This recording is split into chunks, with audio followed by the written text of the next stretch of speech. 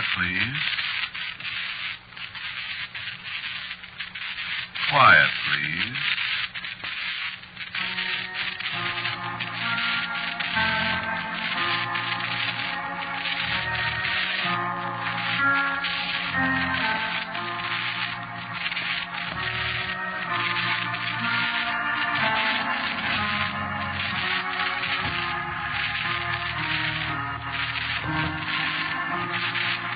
The Mutual Broadcasting System presents Quiet, Please, which is written and directed by Willis Cooper and which features Ernest Chappell.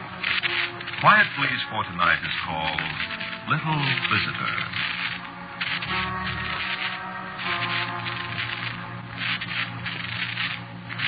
All I know is there was a train wreck. I don't even remember the train wreck, but they told me about that afterward in the hospital. 20 years ago seems a long time when you just say it. But after all, it was only 1928, wasn't it? The year after Lindbergh flew the Atlantic, remember? I don't remember, of course. I don't remember anything before the train wreck. Amnesia, they call it. Just like they have on the radio in the soap operas, only when it happens to you, it's very rough not having any childhood to remember. You just think about that for a minute.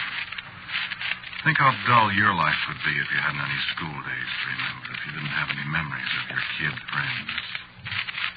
Oh, I've heard you talk about them, comparing notes with other people, laughing, sometimes being very sad when you think of somebody you knew in the 8th grade, and maybe he died in Guadalcanal or someplace. Maybe some of my kid friends did, too. When you get to talking about your childhood memories, and all I can remember back to was a hospital with my head hurting and a lot of people asking me questions that made it hurt worse. So I walk away, and sometimes I cry a little. Grown man crying. Grown man. I don't even know how old I am. I don't know who I am. Really, though, I'm not full of self-pity all the time. I try to take it in my stride. But a thing like this leaves scars. Worse than the one on the back of my head. The name I use is Smith. The doctors at the hospital gave me that name. They gave me my first name, too, which I don't especially like. But the fellow who suggested it was friendly and good to me. So I go through life carrying Ulysses for a first name. Well, the doctor was a sentimental buzzard or something, and he was thinking about the old Greek Ulysses who had to wander so far before he finally found his home. Well, I'd wandered too, he said, and maybe it'd be a lucky name because old Ulysses finally got home. Maybe I'd get home someday, too. So, I'm Ulysses. And I haven't found home yet. I've made a home, of course.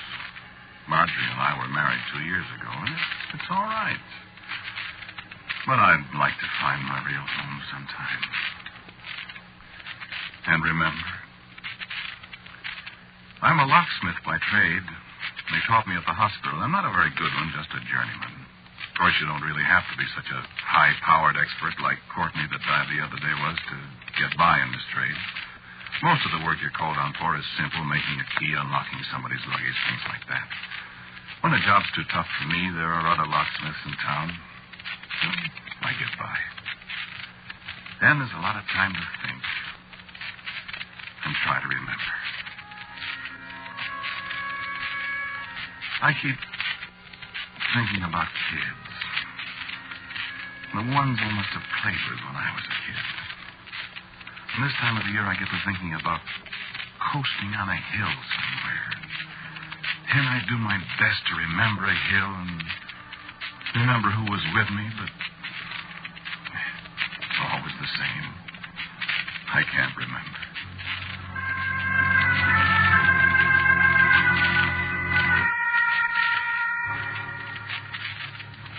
Last Thursday night, I was working in the shop on a late job. A fellow left a little safe with me. He'd lost the combination. He wasn't sure what was inside it, and he was going away and wanted to get it open. So I put in a little overtime. The fellow said he didn't mind paying for it. So I was all alone. It was close to 12, and I was pretty tired. A long day. I thought I heard somebody at the door. I looked around. There wasn't anybody. I looked at the clock then and saw what time it was, and the safe had turned stubborn on me, so I decided to call it a day. I knew Marjorie would be having fits anyway at me being at the shop so late. I was just slipping into my coat when the door opened. Yeah, sure it was locked. But it opened. And there was a kid standing in the doorway, grinning at me. Hi. How'd you get that door open, son? Just opened. Why, I locked it. It opened. What you doing? Well, what are you doing this time of night? Nothing. Said you better be home? Nah. Your mother will be looking for you. I haven't got any mother. And your father. I haven't got any father either. You get along home. What you doing? I was trying to open the safe. Scram now. Is it full of money? I don't know what's in it. Go on, beat it, son. I'm going to turn out the lights and close up. All right. Want me to walk down the corner someplace with you? Which way you going? That way. Nah, I don't go that way. Well, you get along home. Okay. So long.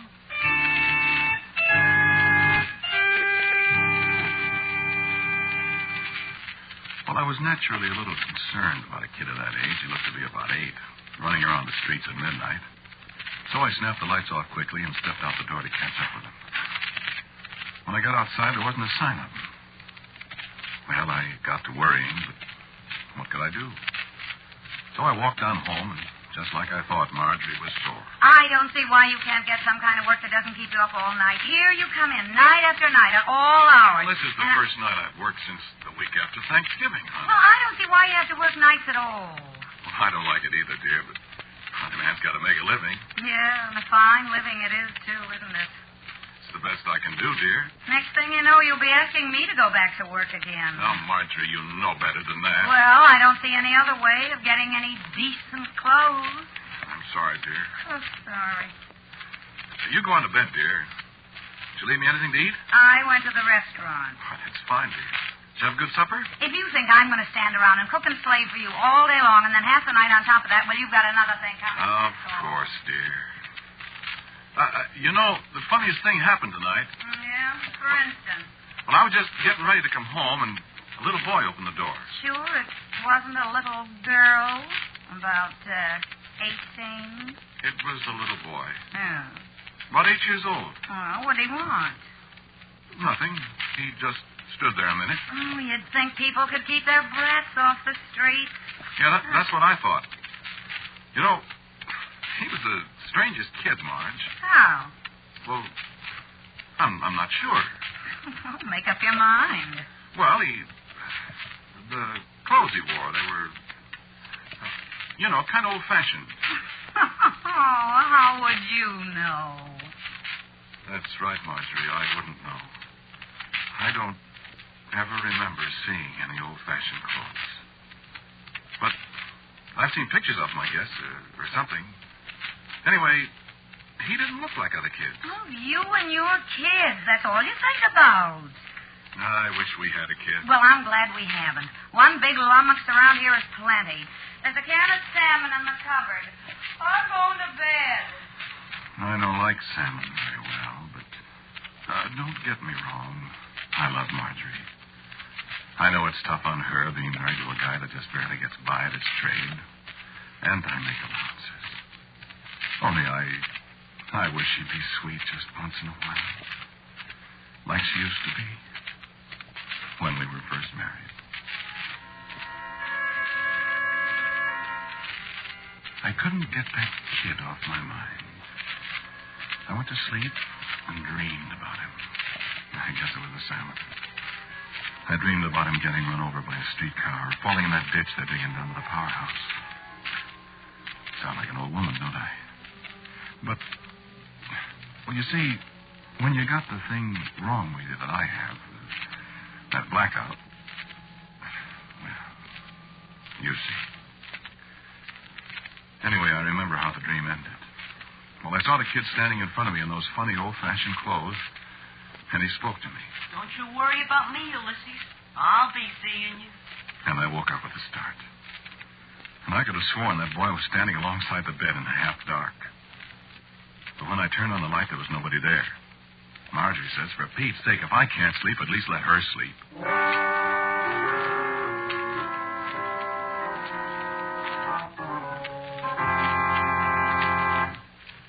That was on a Thursday. I got to thinking the next morning about the boy. The way he seemed so real in my dream.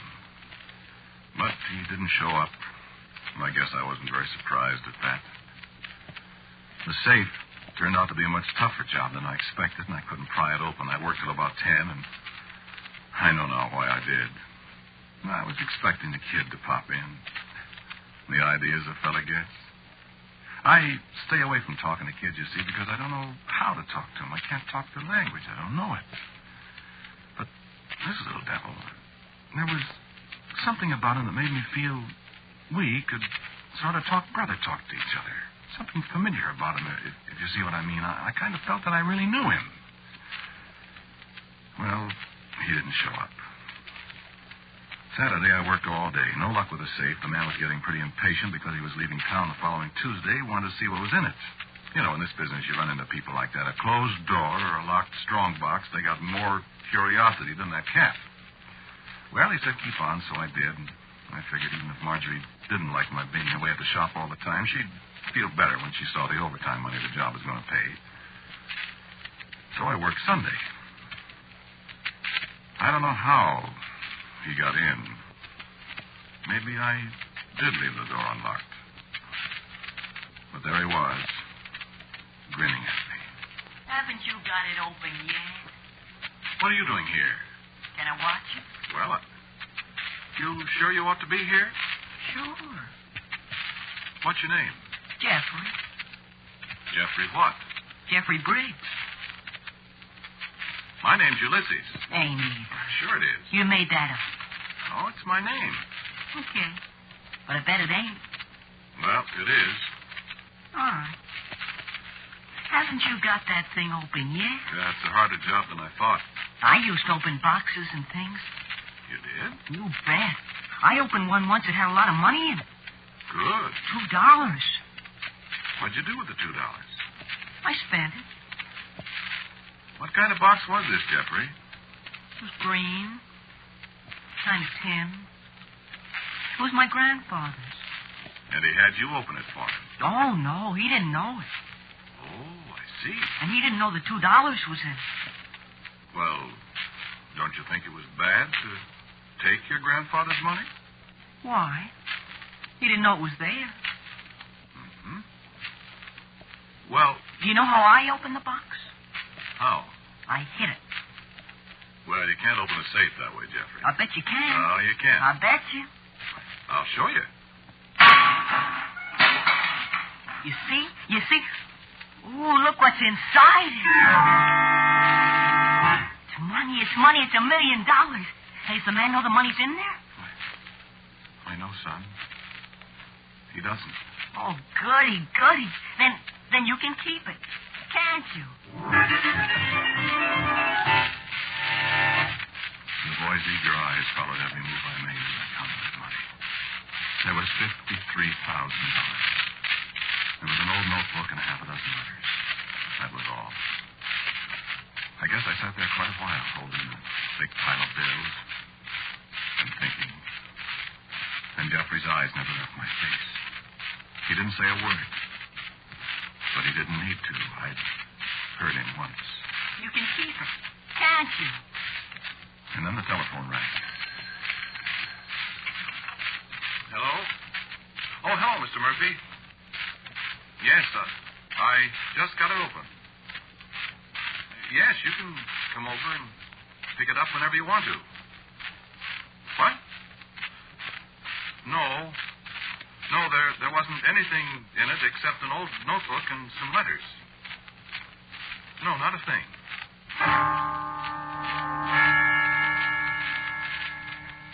And then I put down the phone, and I turned back to Jeffrey.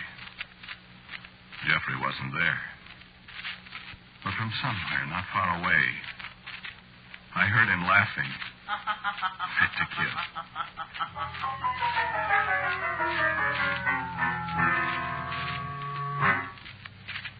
I was surprised how easy it was. Mr. Murphy never questioned me. He paid me, and I took my pay home and gave it to Marjorie, and she bought a new dress. She even kissed me. But the $53,000, that I put in my bottom bureau drawer under my shirts. I don't know what I intended to do with it. Maybe I was going to give it to Murphy. Maybe not. I don't know. Really, I don't. I know what I did, of course. You've come to that. As a matter of fact, what I thought about most was Jeffrey. An innocent kid.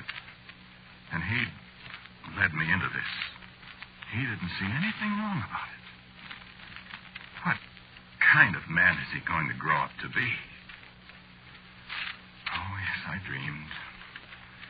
I dreamed lots of things, but mostly about a small boy in old-fashioned clothes who taught me how to be a thief.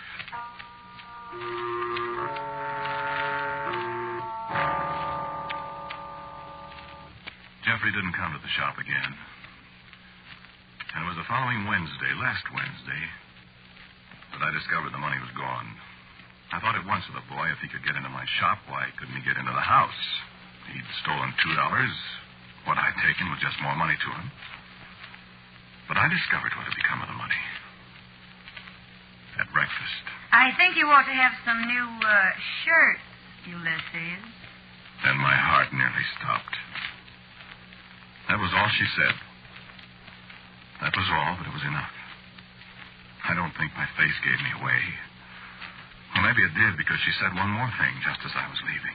Is there a reward for stolen money, Ulysses? So it was Marjorie, of course. And I knew what would happen. Whatever Marjorie's fault, she was honest, straight-laced, fiercely honest. She wouldn't hesitate a moment to turn me in if she thought I'd stolen. Well, I had stolen. I'd thought about giving the money back to Murphy, as I told you, but now it was too late.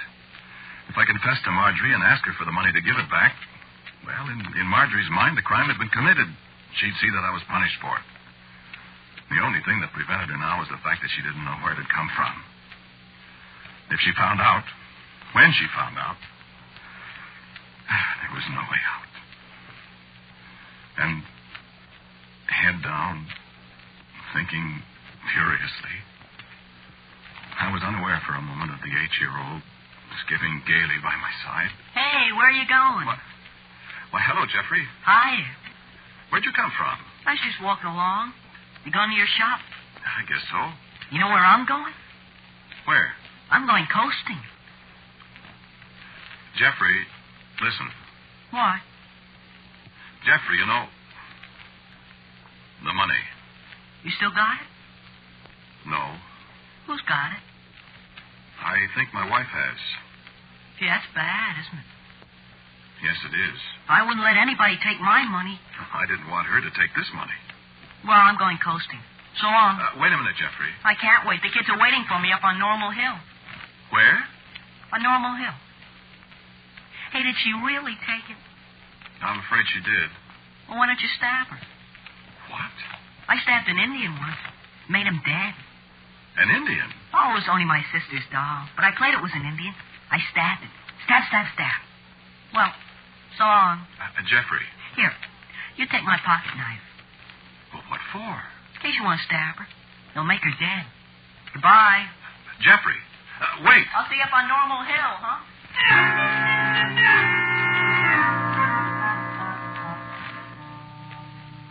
I keep wishing Marjorie hadn't come to the shop that afternoon. I wish she hadn't seen the safe lying there on the workbench where Murphy had left it because it was useless. I wish she hadn't accused me point blank of stealing that money. Because maybe I wouldn't have stabbed her and made her dead.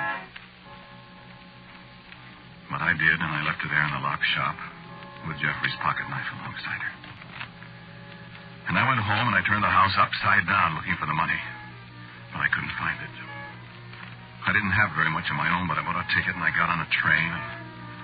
And finally I got off. I didn't know what to do. I had breakfast and I started to walk around the town of Kalamazoo, Michigan. I don't know why I got off the train there, you see. I just got off. I walked down Portage Street and that name seemed so familiar. I saw a man crossing a street, and I said to myself, that man's name is Harry Oswald. How did I know that?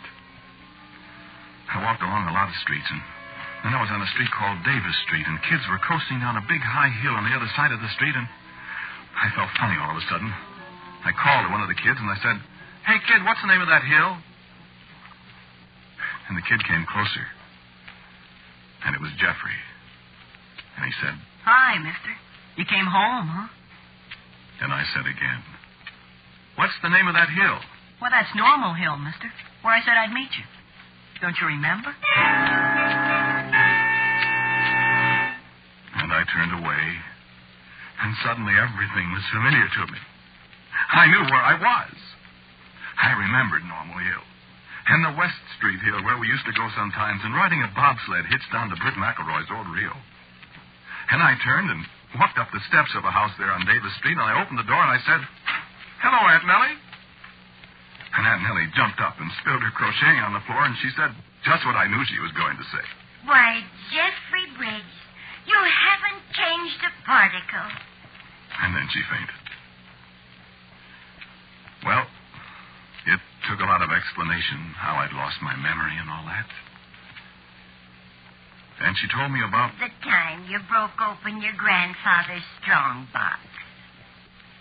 and about the other time. When you stabbed your sister's doll and came and told us you'd made her dead. And we had a nice visit together. And then I came away. Yes, I'm going back and give myself up. What else can I do? Aunt Nellie would never know that Ulysses Smith was once... I said I'd wondered what kind of a man little Jeffrey would grow up to be. Well, you know now. He grew up to be a thief and a murderer. I guess I am the only man in the world and was haunted by himself.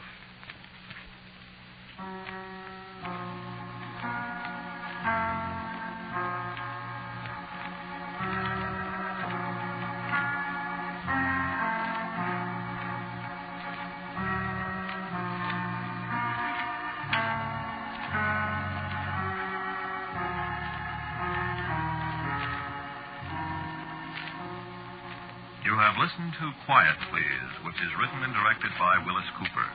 Ulysses, the man who talked to you, was Ernest Chappell. And Michael Artist was young Jeffrey. Audrey Christie was Marjorie. And Aunt Nellie was played by Sharma Allen.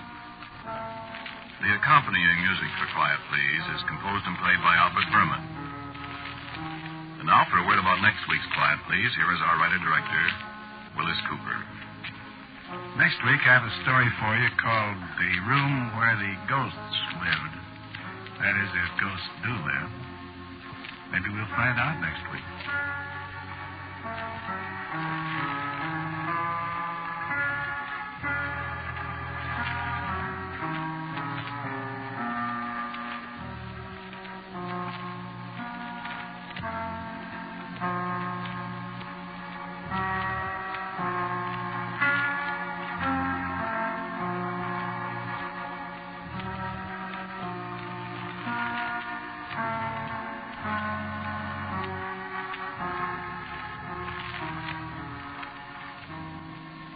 And so, until next week at this time, I am quietly yours, Ernest Chappell.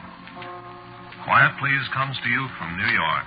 This is the Mutual Broadcasting System. Stay with us for And Now with John Gambling, which follows station identification. Leading personalities of the Republican Party will hold a national radio rally over WOR at 11:30 tonight. Republican plans for 1948 will be discussed by Senator Robert A. Taft, Speaker of the House Joseph Martin, Jr., and many others. Hear the National Republican Radio Rally tonight at 11:30. WOR, New York. Spooky Ventures is the home for spooky content and spooky merchandise on the web. Check it out today at spookyventures.com. And remember, always keep it spooky.